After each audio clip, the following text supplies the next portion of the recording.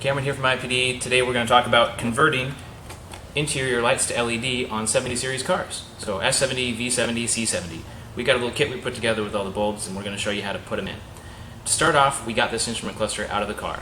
If you have questions on that, to see the procedure on that, watch our other video about dash removal and instrument cluster removal. That covers getting you to this point. So now we can talk about just doing the bulbs. These cars have 4 main bulbs in the back that illuminate kind of everything across here, all the main things. Additionally, you've got the little trip computer down here, and you've got the odometer here that also have bulbs behind them. I'll turn this over so you can see the back where all this plugs in. You've got 1, 2, 3, 4 bulbs right there, which are your main bulbs that we talked about. And this is the one on the back of the odometer. And then this one right here are the 2 that are on the back of the trip computer. So we're going to replace all 7 of these with our LED bulbs. So let's take a closer look. So now we're going to talk about actually removing these bulbs. All the bulbs that we talked about sit in these little holders. Removing them is super easy. Just grab them, give them a twist here, pop right out with the bulb in them. We're going to go ahead and take all these out, set them aside so we can pull these bulbs out and install the LED bulbs. So got those 4 main out, and then we take these 3 out the same way. Those are smaller bulbs, but they come out the same way with just a little bit of a smaller holder. So now we got all those out. Let's take these standard bulbs out and put in LED bulbs.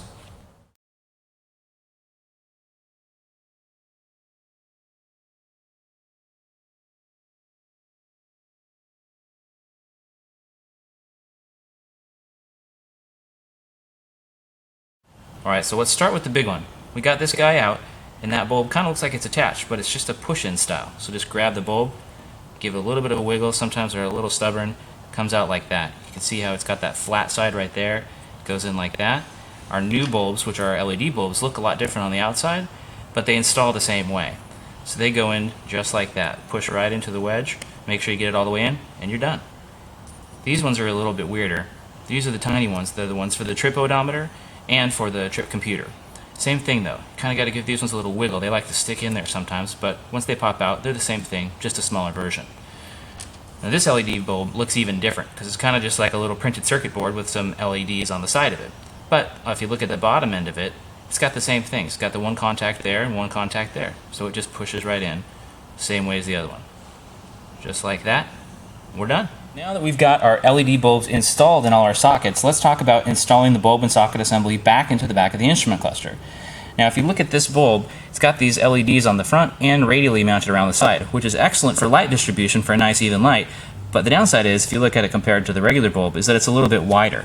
So as a result, it doesn't fit nice and super easy right into the slot, but it still fits, just takes a little bit of trickery to get it in there.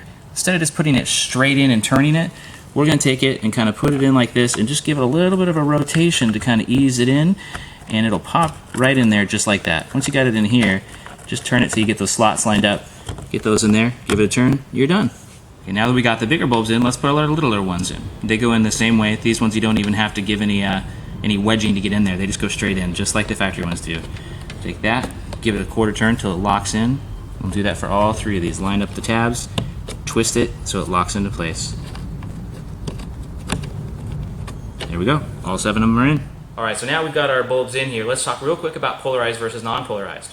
Standard bulbs, this doesn't matter. They go in any way and they work. LED bulbs can be a little bit different though.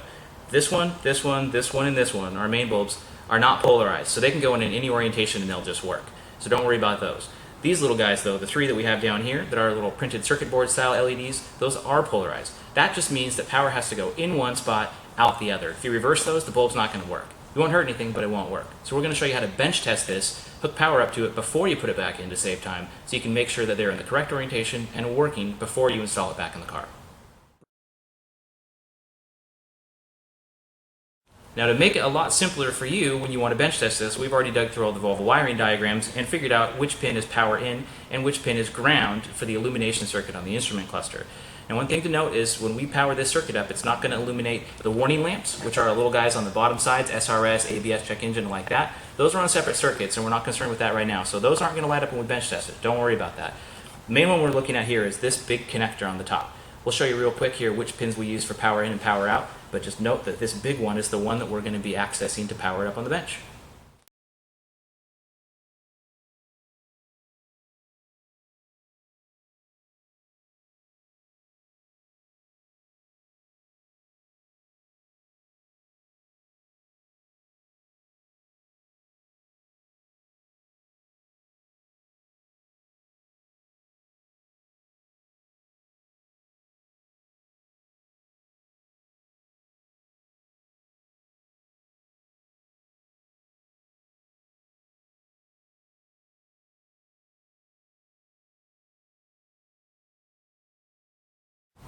So now that you know which pins that you need to send power to and which one you need to ground, let's talk about the 12-volt power source.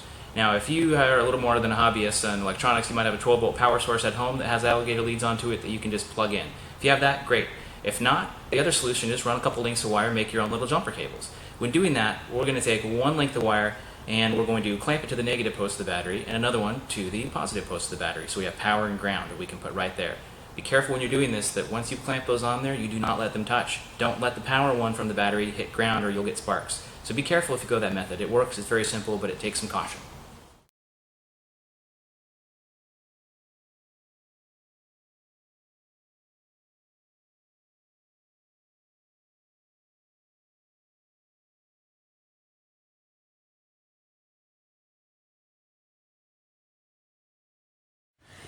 Okay, so now we got them in, we verified all of ours, but it's important to remember that those three we talked about that are polarized is how to change those if they're not working. So remember, our main ones that should all be illuminated are 1, 2, 3, 4. Nice even light should be spread across here. For those little polarized ones, we got the 1 right there, 1 here, 1 here.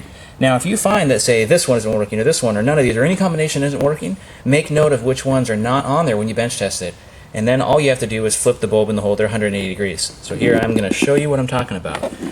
All you have to do if you find that it's not illuminated is note which one it is, take the bulb out, spin the whole thing 180 degrees, put it right back in. That's it. That'll fix it for you.